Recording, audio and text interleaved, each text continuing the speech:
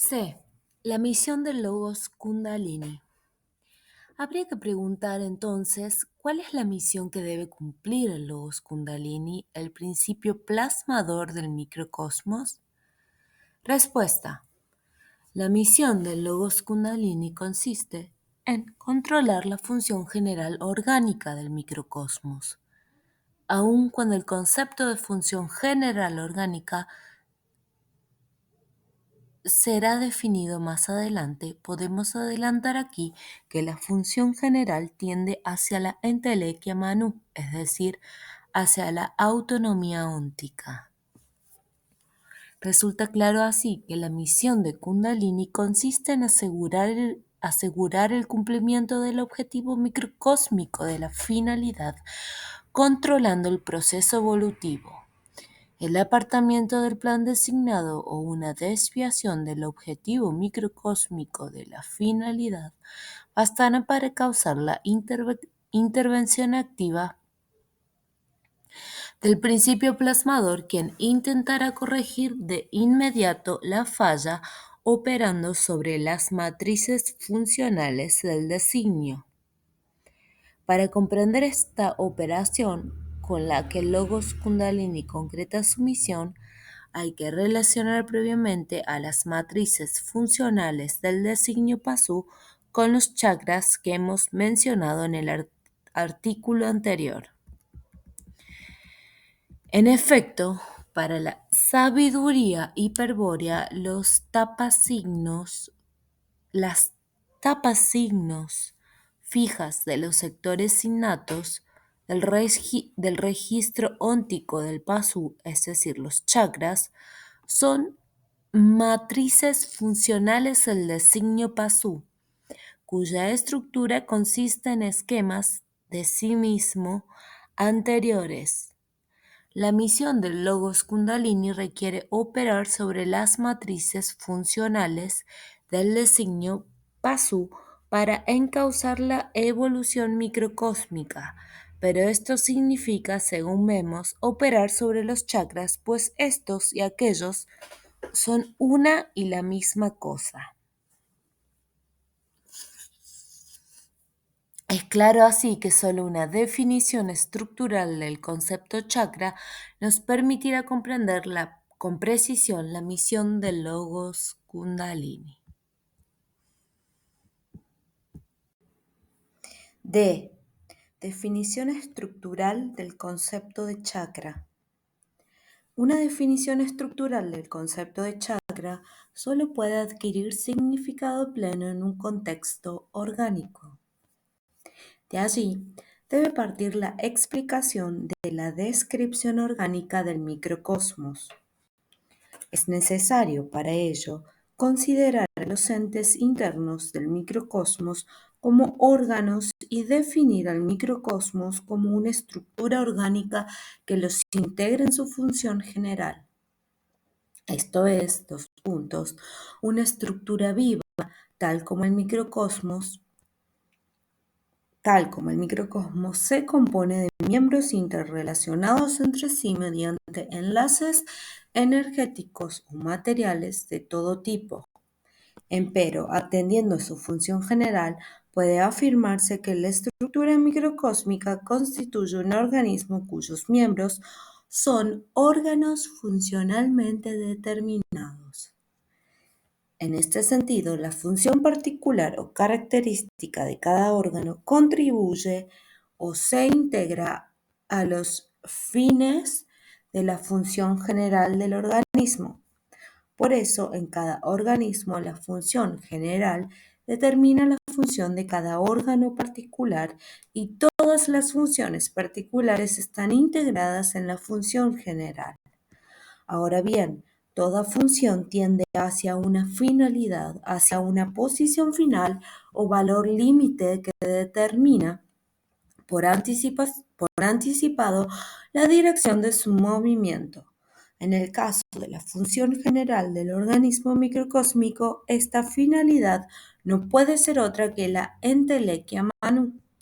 De aquí la afirmación de que, la función general del organismo microcósmico tiende hacia la entelequia Manu. Evidentemente, tal función general es la misma ley que hemos venido denominando función continua del progreso evolutivo y cuya representación gráfica es la curva hélix de la figura 56.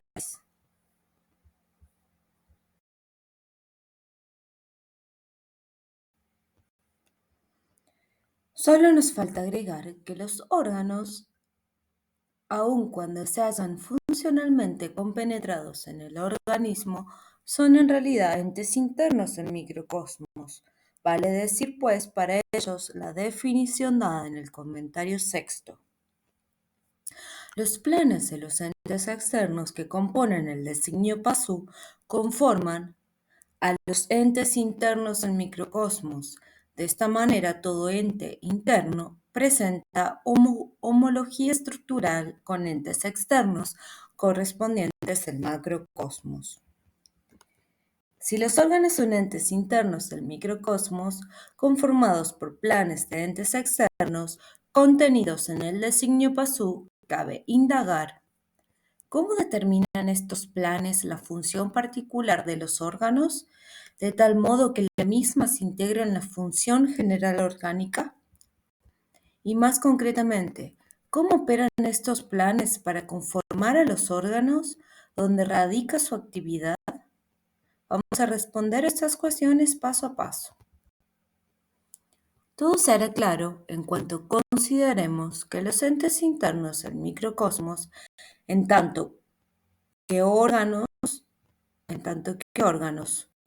¿qué órganos contienen cada uno un sector innato del registro óntico del PASU? Resulta fácil, entonces, comprender que es el plan registrado en tales sectores el que conforma al órgano y determina su función. Con más detalle, dos puntos. En los sectores innatos se hayan registrado los esquemas de sí mismo anteriores. Estos esquemas contribuyen desde la complexión del alma a perfeccionar el microcosmos viviente. Para ejemplificar esta contribución, podemos considerar que cada órgano o elemento orgánico de la estructura microcósmica está funcionalmente determinado por un esquema innato. Cada glándula endocrina, por ejemplo, está prefigurada en su sector innato por un esquema anterior que lo conforma y regula funcionalmente. Es evidente que cada esquema de la superserie para prestar semejante utilidad ha de estar perfectamente codificado como plan especial del designio PASU e integrado armónicamente en su estructura y de la diversidad de planes correspondientes a esquemas innatos de órganos procede la enorme cantidad de sectores innatos en que se divide el registro óntico del PASU. Hay que advertir que cada sector innato, uno por cada órgano, lleva una tapa signo fija o chakra, lo que debe dar una idea de que los mismos se cuentan por millones en el microcosmos. Sin embargo, no todos son funcionalmente equivalentes ni tienen la misma importancia en la composición de la estructura microcósmica. Universalmente, y la sabiduría hiperbórea coincide con ello, se ha convenido en señalar como los más importantes desde el punto de vista del objetivo microcósmico de la finalidad a 7 chakras, justamente aquellos que son tapasignos de los sectores innatos radicados en las glándulas endocrinas o glándulas de secreción interna. Los nombres de esos chakras se darán más adelante en el inciso Posibilidades de la vía tántrica, donde se explicará también por qué el virya despierto no deberá jamás provocar la actividad del logos kundalini por medio de la yoga. A estos 7 chakras nos vamos a referir ahora para explicar concretamente la función del principio plasmador.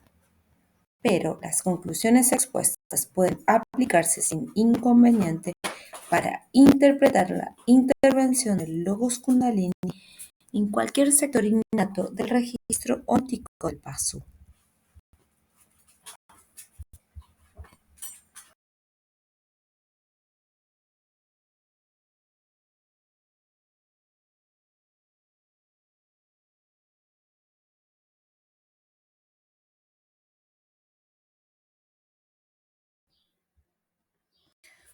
Pero antes de entrar en el tema de los chakras orgánicos, conviene aclarar el alcance de la definición anterior. Aun cuando los sectores innatos hayan sido definidos como contenidos orgánicos, es decir, como registros radicados en los órganos, tal afirmación no debe ser interpretada en sentido excesivamente literal. Esta aclaración tiene como objeto evitar la creencia ingenua de que bastaría, por ejemplo, con remover un órgano para eliminar el sector innato radicado o contenido en él. La verdad, en cambio, es completamente opuesta. La eliminación de un órgano no afecta en absoluto al sector innato que lo conforma. ¿Por qué? ¿Por qué? Respuesta. Porque el sector innato, cuyo registro plasma al órgano, se halla en realidad plasmado en el alma del pasú, en su cuerpo doble o astral. El plan registrado, la matriz funcional del órgano, es lo que está supuesto en el órgano como término de su entidad, lo que radica en él y subsiste como fundamento de su existencia individual. Pero el sector innato, cuyo registro consiste en dicho plan, se halla fundado a su vez en la complexión del alma, recibiendo de ella su base metafísica. Teniendo en cuenta esta aclaración, consideremos ahora un chakra particular, por ejemplo, el llamado ajna, cuyo sector innato se encuentra radicado en la glándula hipófisis. Ajna. El razonamiento que hay que hacer es el siguiente, dos puntos. En el sector innato de la glándula hipófisis existe el registro de un esquema anterior cuyo plan consiste en el proyecto de una glándula hipófisis experimental, es decir, un esquema hereditario proyectado experimentalmente por selección filogenética a partir del principio de la metempsicosis progresiva. La glándula hipófisis real del pasú se conforma en base a dicho esquema hereditario registrado en el sector innato. Para que ello ocurra, el esquema hereditario de la glándula hipófisis ha de estar supuesto en la entidad glandular para poder poner término individual a su naturaleza universal arquetípica. La conformación de la glándula real es entonces el efecto de la plasmación que le impone el esquema hereditario. El esquema hereditario opera así como una matriz plasmadora de la serie formativa del designio. Más, ¿qué clase de matriz? No una matriz esencial, porque esta es única en cada designio y en el caso del designio pasú, su capacidad es tal que contiene y determina a todo el microcosmos. Respuesta. El esquema hereditario de la glándula hipófisis, así como cualquiera semejante, es una matriz funcional del designio pasú, pero toda matriz funcional es un plan contenido en el designio caracol o en el designio serpiente, los cuales se hallan relacionados entre sí jerárquicamente, según vimos en F, página 458.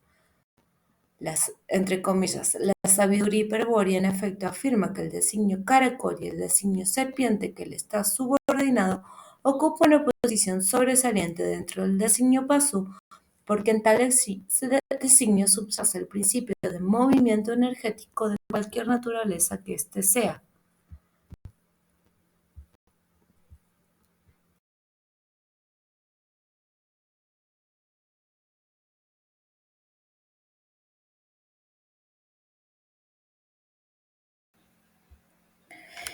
¿Qué quiere decir esto? Respuesta: que el movimiento de la energía siempre sigue una ley formal cuya descripción corresponde con alguna matriz arquetípica del designio caracol.